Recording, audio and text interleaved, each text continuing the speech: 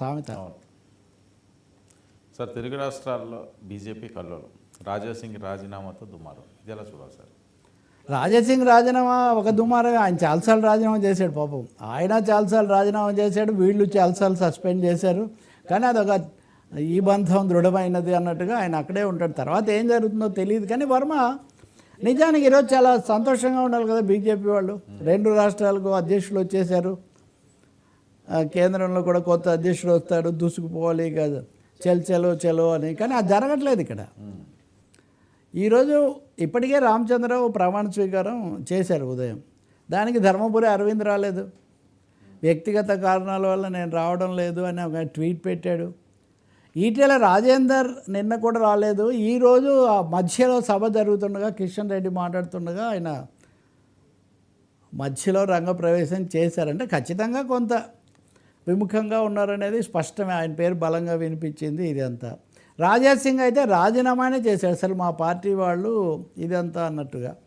ఇంకా 4వది, ఇది తాత్కాలికమే, ఈయన రెండేళ్లే ఉంటాడు. బండి సంజయ్ మళ్ళీ 2027లో వస్తాడని ఇప్పుడే స్టోరీస్ బీజేపీ వాళ్ళే లీకులు చేస్తున్నారు. బీసీలు అన్నారు, తెలంగాణ అన్నారు, తీరా చేసింది ఏంటి? మళ్ళీ మీరు ఎప్పటి నుంచో ఉన్నట్టుగా మీ సంప్రదాయ వర్ణాల వైపే వెళ్ళారు. రెండవది, మీరు బీఆర్ఎస్తో మంచిగా ఉండాలనుకున్నారు కాబట్టి ద్వారం తీసి ఉన్నది అని అందరితో రిలేషన్ అట్టిపెట్టుకోవడం కోసం మీరు రామచంద్రరావుని చేశారు అని ఒక పెద్ద వర్గం, పెద్ద దుమారం ఆ పార్టీలో సాగుతూ ఉంది. అది స్పష్టంగా కిషన్ రెడ్డి ఉదయం మాట్లాడినప్పుడు కూడా చాలా జాగ్రత్తగా ఆయన ఆచితూచి మాట్లాడడం మనం గమనిస్తాం. ఇవన్నీ ట్వీట్లు పెడుతున్నారు. ఇంతకుముందుకి ఇప్పటికి తేడా ఏమంటే ఇవన్నీ తమ భిన్నాభిప్రాయాలు, అసలు ఏం జరిగింది, దశల వారీగా ఏమైంది. రఘునందన్ రావు ఏమో ఆసుపత్రిలో చేరాడు అంతకుముందే, ఆయనకి ఏదో కాలికి దెబ్బ తగిలిందని. వీళ్ళంతా కంటెండర్స్ కాబట్టి what is happening in Telangana BJP అనేది ఒకటైతే ఏపీ బీజేపీ ఇది మరింత. మాధవ్ పగ్గాలు తీసుకుంటున్న సమయంలో విష్ణుకుమార్ రాజు, ఆ పార్టీ శాసనసభాపక్ష నాయకుడు, విశాఖపట్నంలో దిట్టమైన నాయకుడు, ఆయన ఒక ప్రకటన చేశాడు. మాధవ్ మా సంగతి చూడాలి, కూటమి పాలన అంతా తమదే అని తెలుగుదేశం జనసేన వైపే తప్ప బీజేపీని అసలు సరిగ్గా చేయటం లేదు. పదవులు వీటన్నిటిలో మనకు 5% అంటున్నారు. ఈ 5% ఏంటి? అసలు మేము బలపరచకపోతే ఈ ప్రభుత్వం వచ్చేదా? ఒక్కసారి మీరు ఆలోచించి సవాల్. ఇంకా ఒక విధంగా విష్ణుకుమార్ రాజు ఆయన కూడా ఒకప్పుడు ఆశావహుడే, మొత్తం పార్టీకి రాష్ట్రంలో కీలక వ్యక్తిగా ఉన్నటువంటి మంత్రి ఏది వచ్చినప్పుడు కానీ ఇంకొకప్పుడు. కాబట్టి ఎందుకు అంటున్నారో చంద్రబాబు మీదైనా లేకపోతే తమ నాయకత్వం మీద కూడా ఉన్నదాన్ని కూడా చెప్తున్నారు అనేది మనకు తెలియదు. కానీ తీవ్ర స్థాయిలో బహుశా ఈ మధ్యకాలంలో ఏ బీజేపీ నాయకుడు కూడా మాట్లాడినంత తీవ్రంగా మాట్లాడారు. మాది 5% అంటాం చాలా హాస్యాస్పదమైన విషయం. ఆ రోజు మీరున్న పరిస్థితుల్లో బీజేపీ కలిసి రాకుంటే మీరు ఏమయ్యేవాళ్ళో ఆలోచించుకోండి. మావి 80%, జనసేన 15%, బీజేపీ 5%. ఈ లెక్క చాలా తప్పు. అంటే ఒక విధంగా మీ మనుగడ, మీ ఉనికి మా మీద ఆధారపడి ఉంది అనే విష్ణుకుమార్ రాజు బల్ల గుద్ది కుండ బద్దలు కొట్టి మరి అక్కడ దాదాపు అలాగే చెప్పారు. ఇది లైవ్లో కూడా వచ్చినటువంటి విషయం.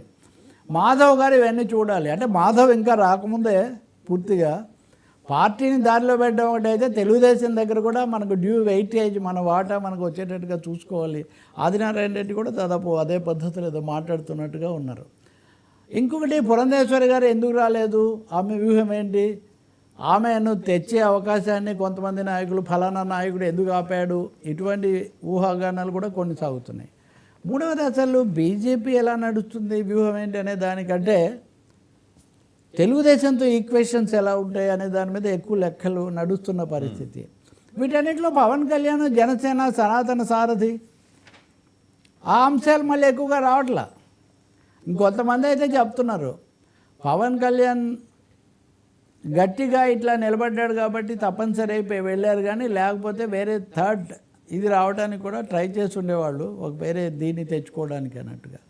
కాబట్టి నేను అనుకోవటం ఏపీ బీజేపీ, తెలంగాణ బీజేపీ 2 చోట్ల కూడా అధ్యక్షుల ఎన్నిక అన్నది ప్రశాంతత కంటే ప్రకంపనలు ఎక్కువగా తెస్తూ ఉన్నది. తెలంగాణలో అన్న కొంత బలం ఉంది. రామచంద్రరావు చెప్పేశారు అధికారంలోకి రావడమే మన పరమావధి అని, గెలవటమే. ప్రభుత్వాన్ని సొంతంగా ఏర్పాటు చేయటం అని చెప్పలేం మనం. అధికారంలోకి రావడం అంటే అధికారంలోకి రావడం కోసం ఏది అవసరమైతే అది చేస్తాం. బీఆర్ఎస్ను కూడా కలుపుకొని పోవాల్సి వస్తే ప్రత్యక్షంగానో పరోక్షంగానో అది కూడా చేస్తాం అనేది. ఇంకొకటైతే జరగలేదు. కొంతమంది తొందరపాటుగా ఊహాగానాలు ఈటెల రాజేందర్ వెళ్ళి సొంత పార్టీ పెట్టుకుంటారని, లేదా బీఆర్ఎస్లోకి తిరిగి వస్తాడని, ఇలాంటి ఊహాగానాలన్నీ మీడియాలో సోషల్ మీడియాలో నడిచాయి. కానీ నాకున్న అవగాహన లేదా పరిశీలన మేరకు అంత తొందరపాటు పనులు ఈటెల రాజేందర్ ఏమీ చేయరు. కానీ రాజాసింగ్ కూడా చేసేసరికి రాజాసింగ్ ఇలాంటి వాళ్ళందరినీ బీజేపీలో దూకుడుగా ఉండేవాళ్ళు హిందుత్వ ఫేస్ ఆఫ్ హిందుత్వ కదా రాజాసింగ్ ఉన్న పేరు.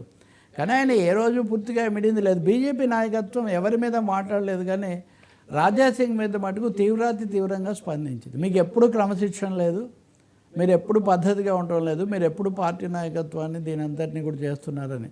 మరి ఏం చర్య తీసుకుంటారో 14 నెలలు సస్పెన్షన్లో ఉంచారు, తర్వాత ఎలా ముగించారు తెలీదు. ఇప్పుడు చాలామంది ఇప్పుడు లక్ష్మణ్ లాంటి వాళ్ళు కేంద్రంలో కీలక స్థానంలో ఉండి కూడా ఎందుకు తీసుకోలేదు, ఈ సమస్యలు ఈ తలనొప్పులన్నీ మనం భరించలేము అన్న పద్ధతిలో. కాబట్టి ఏపీ తెలంగాణ తెలుగు రాష్ట్రాల బీజేపీలో వచ్చినటువంటి కల్లోలం అంతర్గత బాహ్య రాజకీయ మార్పులకు దారితీస్తుంది. కొంతమంది చెప్తున్న ఇంకొక మాట, రేపు అవసరమైతే తెలుగుదేశంతో కూడా తెలంగాణలో కూడా కూటమి పెట్టుకోవడానికి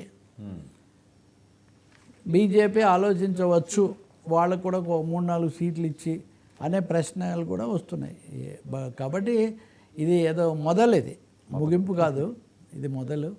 ఇక రామచంద్రుడు ఏం చేస్తాడో అదంతా మనం పాత విధేయులను నిలబెట్టుకోవాలని కూడా బీజేపీ అది కూడా ఒక ముఖ్యమైన విషయం. కొత్తగా వచ్చిన వాళ్ళు, వేరే పార్టీలు మారిన వాళ్ళు, నోరున్న వాళ్ళు, ప్రచారం ఉన్నవాళ్ళు, సెలబ్రిటీ స్టేటస్ ఉన్న వాళ్ళే కాదు, మన మూలాలు కాపాడుకుంటే భవిష్యత్తు ఉంటుందని. సార్, కన్నప్ప కష్టాలు నిన్నటి సవాళ్ళు